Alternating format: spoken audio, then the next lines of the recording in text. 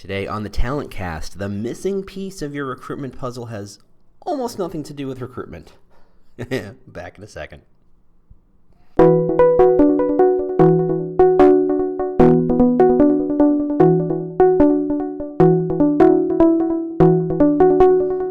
Howdy! Welcome to The Talent Cast, where we talk about the new world of talent acquisition and recruitment marketing. I, am your host, James Ellis. I was bitten by a radioactive recruiter once and discovered I had strange new powers, and thus we are here.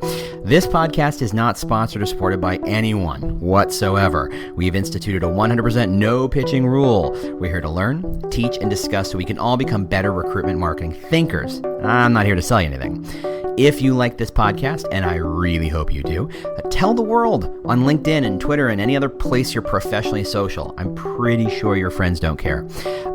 You can always review us on iTunes or Google Play. We really appreciate that. As always, if you have comments, questions, topic suggestions, if you would like me to discuss your particular problem, if you know someone I should interview, reach out to me on the Twitter. It's The War for Talent. That's right, The War for Talent. Or just go to our website. We're at thetalentcast.com, thetalentcast.com. Otherwise, here we go. Hope you enjoy.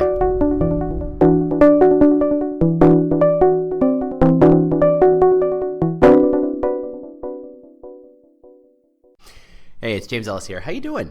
Good morning. Coffee's made here in the bunker. Ready to record. Very excited. Episode number 16. So there you go. Today I want to talk about recruiters and hiring managers. Yes.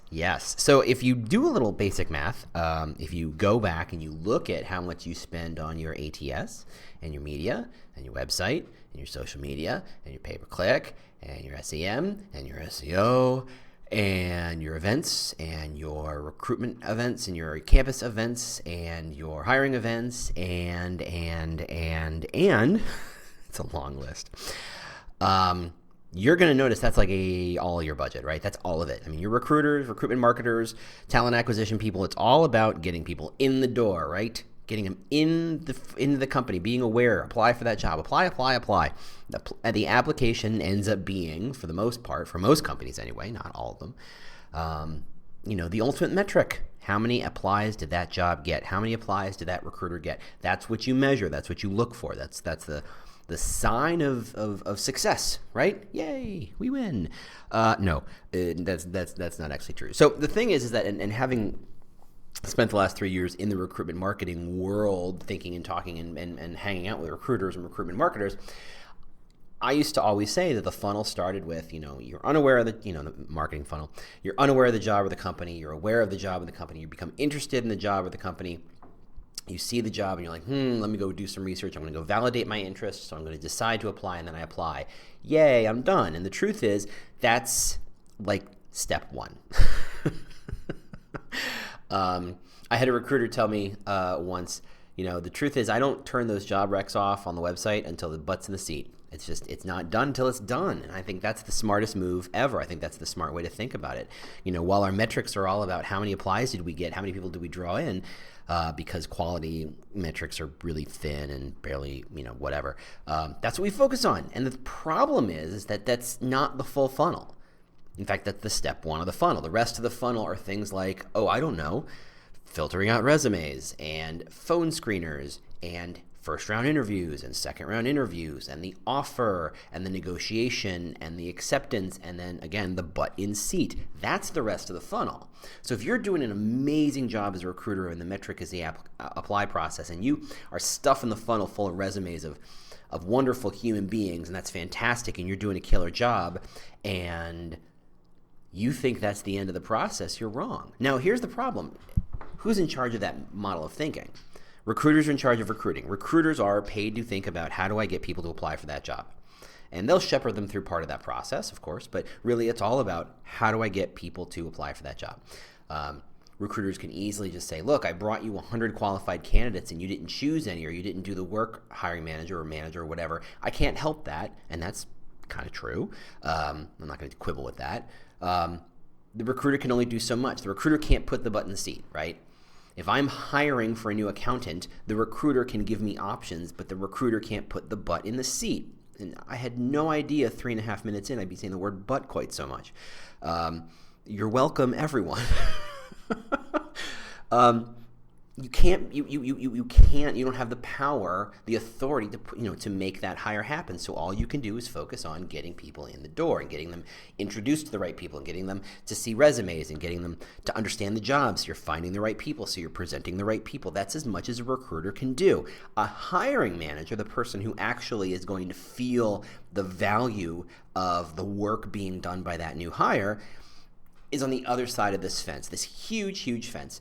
And they're focused on first off, they're focused on a million things. They're focused on, the rest of their team and getting their job done and reports and TPS reports and their boss and their bosses, and there's a million things going on, and selling and sales and reports and all that stuff. They have a million things to do. And when someone quits on them, they don't usually see it as, oh, good, it's an opportunity to bring new talent. It's an opportunity to reinforce the culture. It's an opportunity to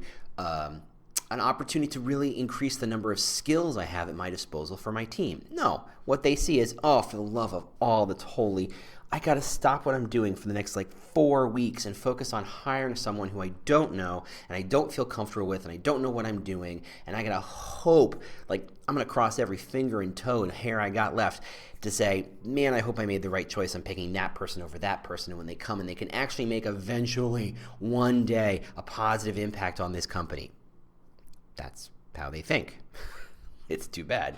And I don't know how well the recruiters get that, and I don't know certainly how well hiring managers get what the recruiters do. In fact, there's a Deloitte webinar 2 days ago in which they produced some data that said 20% of all hiring managers didn't understand that if they didn't move a job applicant forward, meaning if they didn't do some phone screeners, or they didn't actually set up some meetings and set up some interviews, the job wouldn't get filled. Now, to me, I go, 20% of those people need to get fired. I don't even know what you're thinking. I mean, just basic common sense gets you there, but whatever. So clearly there's a wall. There's a wall between recruiters and hiring managers. Now, I think there's two different kinds of companies, and I think the companies depend on where that wall is, right? So in some companies, the recruiters live purely on that first part of the funnel. I'm bringing in applications, and I'm throwing them over the fence, and you guys figure it out, and, hasta la bye-bye. I'm good. Their job is to go, bird dog, there's my Texasism right there, my bird dog new applicants and new prospects, and go troll LinkedIn and start building relationships, and hey, do you know people, and hey, I'm looking for someone for this really, purple squirrely kind of job, this unicorny kind of job. I'm looking for this rare particular set of skills. They're out beating the bushes and talking to people, and they're doing their jobs, at least how we all describe their jobs, right? That's what they do. The hiring managers, now, what's interesting about that process is that recruiters, first off, you don't really go to school to be a recruiter. I think recruiters are probably closer to being born than made. They get better as they go on if they pay attention, if they focus on what they're doing, if they look and they think about it, and they read books and websites and stuff and listen to wonderful podcasts, perhaps like mine. But really, there's no MBA for recruiting. There's no there's marketing MBAs, there's sales classes, there's all sorts of stuff about how to run businesses, but there's nothing about recruiting. When your child comes home from college as a junior and says, Mom, Dad, I've decided to major in recruiting, you will look at them and go, I'm sorry, what? I'm sorry, what now? Doesn't happen. You don't get trained that way. But recruiters have, starting as an entry-level recruiter and a sourcer and trolling resumes, and you learn the job. You learn the skills of the job by doing the job. You start as a junior, you do the base level job, someone teaches you, okay, notice when this person writes this resume or when this happens, it's a sign that X, Y, and Z, and you start to pick up tricks and you start to pick up skills, and you apprentice to some extent, and you become really good at being a recruiter, and then you start to add on what natural skills you have as a salesperson, as a networker, as a speaker, as a talker, as a thinker. Every recruiter is different, and everybody brings different skills to bear. It's not a cookie cutter job by any means. I don't have to tell you guys, you folks that. But you apprentice through that job, and someone teaches you how to do that. And that's, the skill of recruiting is effectively 99% of your job. You are evaluated on your ability to recruit. Now, go over the other side of the fence. Now, the hiring manager was hired or promoted in some cases to do a job and to manage a team and develop an offering or whatever they're doing. No one said, we hired you and we promoted you because we think you're going to make an amazing hiring manager.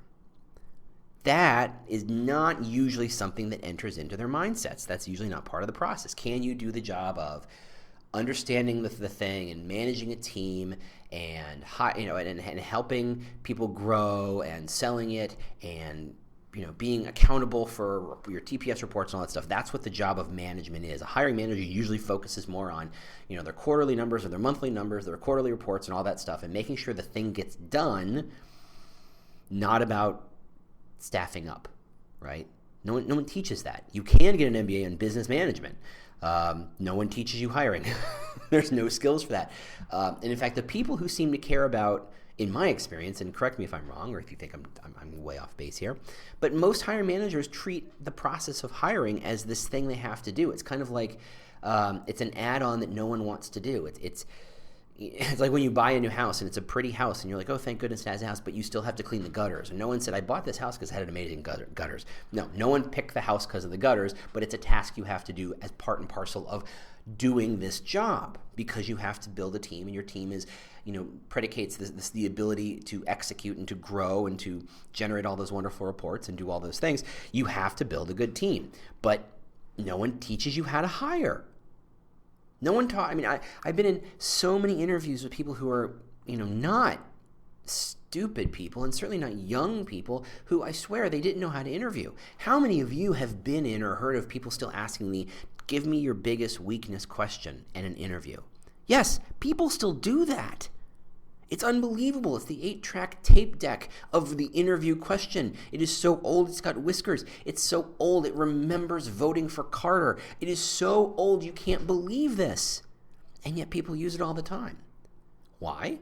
Well, it's not because they don't know any better. If you took that hiring manager aside and said, did you learn anything from that question? They would say no. Of course not, because everybody knows it's a stupid question. Every recruit and every job prospect has a pat, canned, stupid, polished answer to that question, not to answer the question, but to dodge the question because it's a stupid question. Frankly, I think that's not a question for the recruiter or the prospect so much as it is as a lesson of, hey prospect, this may not be the boss you want. This person may not care about hiring. I think it tells more about the hiring manager and the person asking the question than the person answering it. I got to do coffee now. Not too shabby. All right. So no one trained the hiring manager. No one taught them what an interview question was. No one taught them how to think through the job. How many job descriptions are stolen from other job descriptions? How many, as we talked about last week, the job descriptions still suck. The hiring manager, chances are, did not write that job description. Chances are they adopted it, or it was thrust upon them and made a quick little polish before they threw it out into the world for people to see. They gave the recruiter, meager meat with which to use as bait. Then when the recruiter comes back with 10, 100 people to look at, they go, I don't know what I'm looking for. So they do things like, oh, that person they're missing a period at the end of that line on the second page of the resume. Throw it out. Why?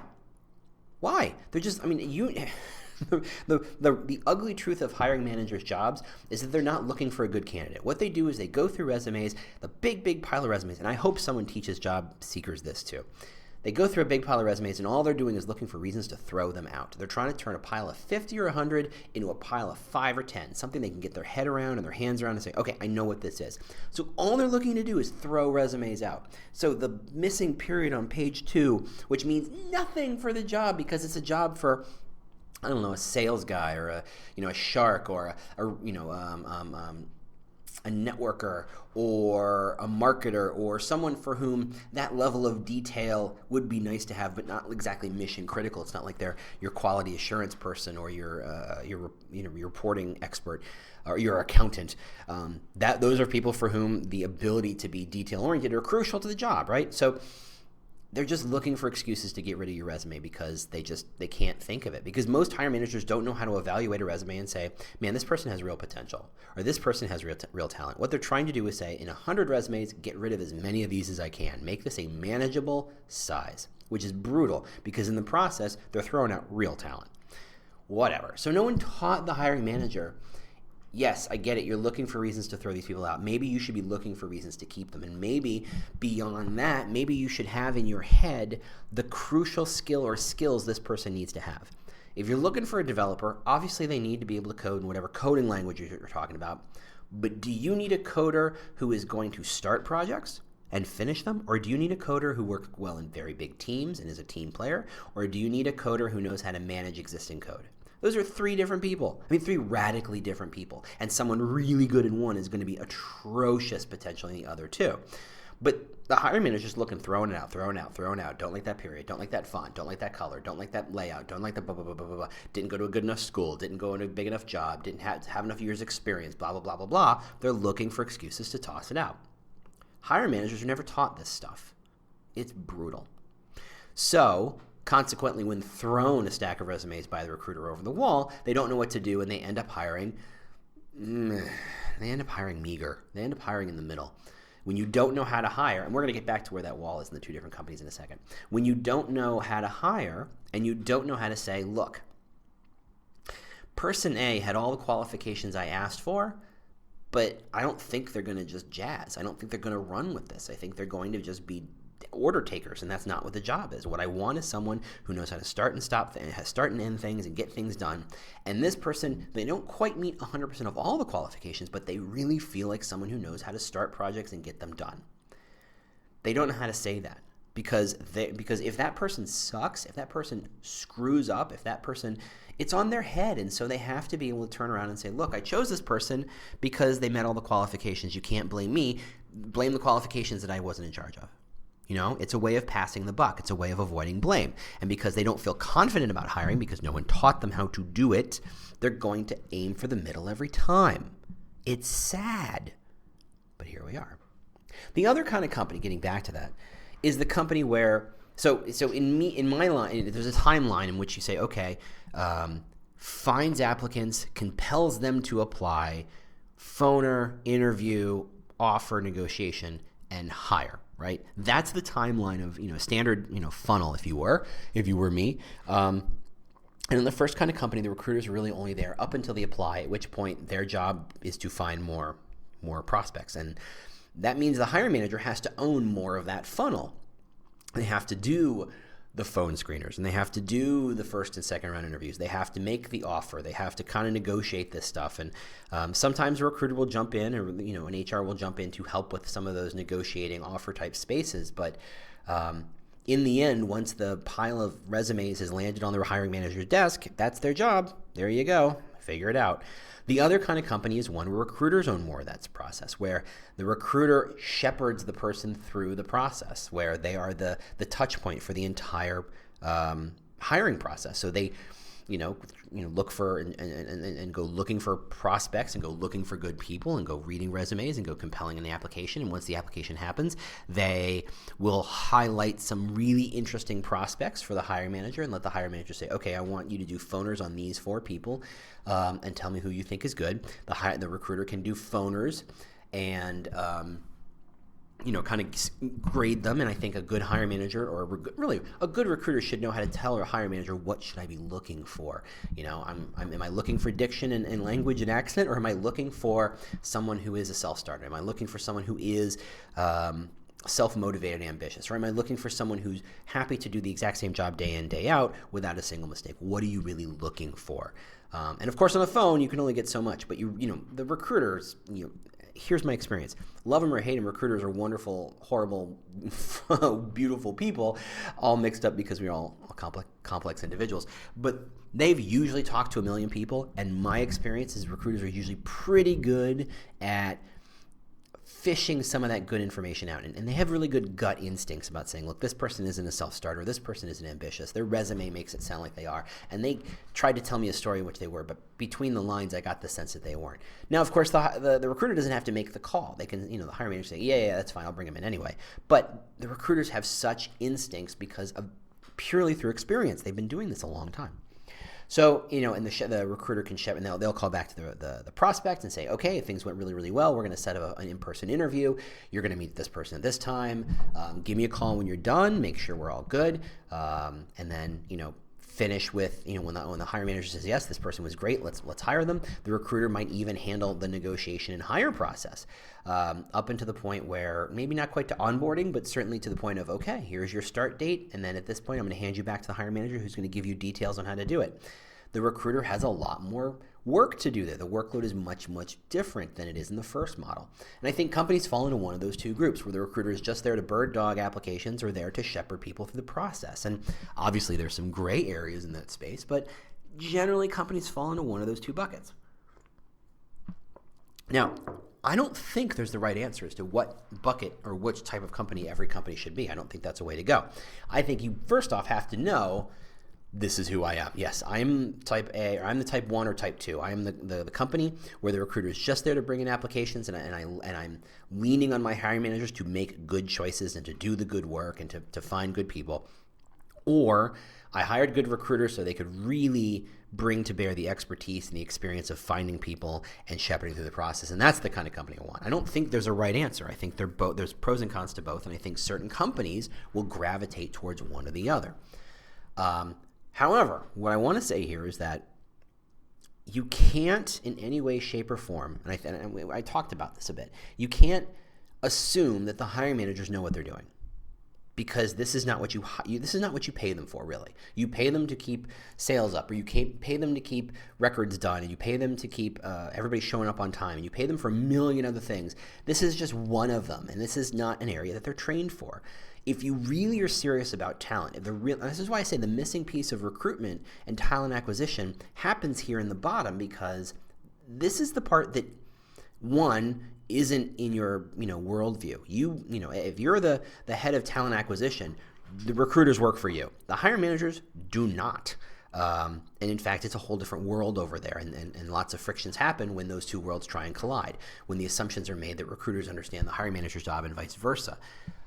It's a tough way to live. So I had a point, I missed it, and I lost it, and here we go, back to it. So, if you have a space where, so the hiring managers aren't trained for this stuff. So you have to say, look, if I'm leaning on my hiring managers to do the evaluation process, to do the phone screeners, to do the interview questions, who taught them how to interview? And there are plenty of hiring managers. I know many hiring managers who are just rock stars at these things just because it's interesting to them, just because when they've been on their own interviews, they listen for questions. They were like, that's a really good question. That's interesting. I'm going to put that in the back of my head. Maybe I get to use that one day myself. Or they're in a process where they've interviewed 100 people and they've learned purely through trial and error what works and what doesn't, because they were conscious of, one day I have to be good at this, because the best way to make my team great is to bring in great people, and I can't lean on other, it falls to me to find great people. So I have to be good. I have to build that skill set up. So those people exist. Don't assume, or don't think that I assume, that hiring managers inherently are bad at this process just because no one has officially trained them. There's a lot to be said for unofficial training. But most of them don't pay attention to this. This is a chore. This is, in the same way that, you don't pay attention to how well you throw your garbage out. It's just a thing, take out the trash. It's just a thing you got to do. It's a box you got to check. You just got to do it. You didn't go to school for cleaning out those rain gutters, but you just got to go do it. And there's probably a better way to do it than this, but I don't have the time to deal with it. So I'm just going to go ahead and get my hands and face messy trying to clean out the rain gutters. It's a horrible metaphor. You're welcome. Sorry, everyone. So you have to kind of focus on, if I'm going to be a company that focuses on the hiring managers, what do the hiring managers really need? Do they need to be taught how to do a phone screener? What question? And frankly, let's be fair, there are plenty of hiring managers who don't understand the concept of illegal question. I have been asked many, many times how old I am in an interview. You and I both know. Oh, no. Well, if you're an American, you can't do that. Oh, my goodness. I could sue you from here to the Stone Age for that one.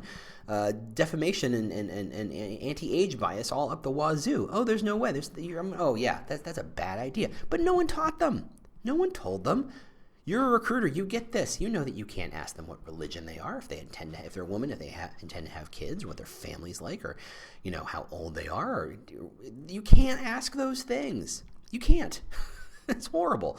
But no one taught them that. So again, even at the base level, what should you be looking for in a phoner? You and I both know that a phone screener and an interview are two radically different things, even though to someone who doesn't really get it, they look very much the same. It's one takes place on the phone, one takes place in person, but there's still, you ask a question and I answer a question, blah, blah, blah, blah, blah.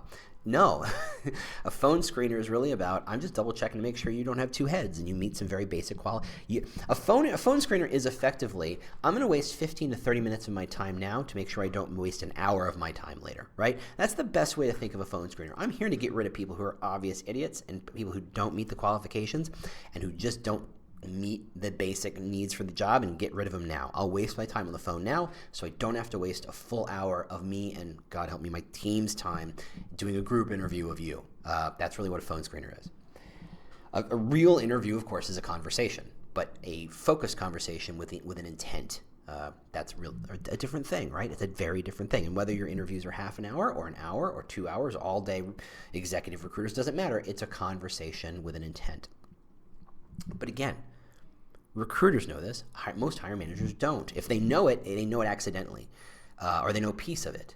So if you're going to be a company that says, hey, you're my recruiters, go get me some applicants, and then you say that's the end of that conversation, as a company, as an executive, HR, head of talent acquisition, you need to be able to turn to the rest of the board or the rest of the C-suite and say, okay, as we bring in these people, are we arming the hiring managers with the skills to actually do something with it? If I'm bringing them gold, do they know what to do with the gold? Flat out. And again, if you're not trained, if you don't know what's going on. I read a really good book. I can't remember where I got this one. It was A Beautiful Constraint. They made this reference to, if you put kids in a playground and you don't put, and it's just a wide open field, the kids will generally tend to aggregate in the center. That's just what they do because they don't know where the borders are and they don't know where the lines are, so therefore they're going to play it safe and they focus in the middle. However, you put a fence in and you put a fence that demarks exactly where the park starts and stops and what's not park, they will use every inch of that park. They will go to the corners and the edges and the center and all across the middle. They will use every inch. In the same way, if you're a hiring manager and you don't know what to do, you will aim for the middle every single time because it's safer. You don't want to focus on an edge case. You don't want to focus on a potential. You don't want to focus on someone who might be really amazing, except, because it's scary, because it's not safe.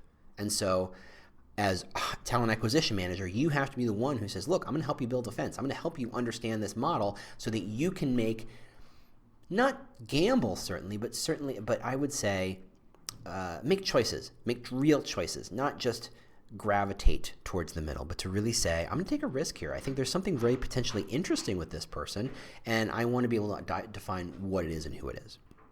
That's the goal. I mean, that's really the job of the head of talent acquisition, is to see the full picture of what the talent acquisition puzzle is. It's not just about recruiters. It's about the hiring managers. No, you can't. You have no effective direct control over those hiring managers, but they impact what quality of talent is happening, so you need to make it your business to understand their world so that you can start to say things like, you know what, we really need to help train these hiring managers. If you're in a company where the recruiters do shepherd that process through, you can't, the biggest issue there is you're going to compare yourself against other companies that don't. You're going to say, well, that company has 1,000 people and 2 recruiters. I guess we only need 2 recruiters. Yeah, but that company, the recruiters just do bird dogging. In your company, they do a lot more work, and it's not a fair comparison. You have to, you're going to need more staff and time to help move them through the process and to set up those interviews and to set up those phone screeners and to do the basic process. It takes more manpower to do that. You're taking more work off the hiring manager, so they're happy if they even notice. But you need to be able to prep the recruiter. On top of which, what's happening now is that the recruiter is now ostensibly the one who understands the job best. They have to be able to ask good questions in a phoner. They have to be able to look for the right criteria in a resume. They have to understand the job a lot more deeply, and that's a problem because, as recruiters, you are expected to be able to know enough about code and databases and accounting and social media and marketing and creative design and sales and account management all together, and you don't. Those aren't your jobs. You know them on a very shallow, facile level because you don't do those jobs, where the hiring managers should know that understanding very deeply. Coffee. I'm just saying, you're putting your recruiters in a very bad spot where they have to know all those things. And that's effectively impossible. What you need to do then is make sure the recruiters and the hiring managers have a good relationship, that they can talk to each other, they understand how each other works, so that the recruiter can be delivering the right people and shepherding the right people through the process. And let the hiring managers focus on the process of knowing the job and not the HR recruitment side, and let the recruiters manage that stuff. But you can't do it as silos, and you can't do it as two separate entities where they're throwing the football open over the fence back and forth. It's got to be about a team effort. That's what the gig is. Honestly, better team coordination and better team communication between recruiters and hiring managers is incredibly helpful regardless of what kind of company you are. But really, when the recruiters are effectively owning this model, the communication is twice as important, because they have to understand what you're looking for and be able to communicate. They have to be your spokesperson, and they can't do that unless they really understand who it is you're looking for and what criteria is where you need to focus on. So, to sum up in half an hour, recruiters versus hiring managers, it's, blah, blah, blah, better communication. But I think it starts by understanding who you are as a company and what your expectations are of both hiring managers and recruitment managers, to say, I know what you're doing, I know how you're spending your time, and that makes sense to me, and then being able to see the gaps that exist because of those choices. You can't simply say, oh, I'm just this way, and there you go. You might have gotten there, but that doesn't mean you have to stay there. If you choose to put hiring managers in a role where they're owning more of the process, you have to give them materials and arms and training and materials that they need to succeed. If you're making the recruiters the owner of this process, you have to make sure that they have enough communication and enough visibility with the hiring managers that they can actually do their job. If you don't, you are allowing a gap to exist, that gap being the fence between recruiters and hiring managers, and you're letting that gap grow. And that gap getting bigger is never a good thing. You need to close the gap. You have to see the bigger picture on hiring and talent acquisition to say, we need to close this gap because this is where people are falling through the cracks. So there you go. That's recruiters versus hiring managers. Hope you had enjoyed this. Hope this was worth a while. As always, have a complaint, question, issue, concern, want to bring up a topic for me to discuss, Twitter me at The War for Talent, at The War for Talent, or find me on the web, the worldwide, thetalentcast.com. That's thetalentcast.com. I'm on iTunes, I'm on Android Play, I'm all over the place. Leave some comments, talk to me, let me know what's going on. Otherwise, I will see you next week. Tell a friend, and I'll talk to you next week. Thanks. Bye. The world's best-known investor and Wall Street expert Warren Buffett once said, "Wall Street is the only place that people ride to in a Rolls-Royce to get advice from those who take the subway." Mr. Buffett's quote is remarkably accurate, but how many people would rather receive advice from him than someone simply guessing? Welcome to Buy, Hold, Sell, your single source for Wall Street knowledge and profitable guidance. Please join me, Todd Schoenberger, and fellow trader Tobin Smith, as well as host Veronica Dudo, for a podcast known to move the needle for investors. Tobin and I are seasoned Wall Street executives with deep investment experience, and we are prepared to share our advice to those who choose to listen. Download Buy, Hold, Sell today on the Evergreen Podcast Network or your favorite podcast channel.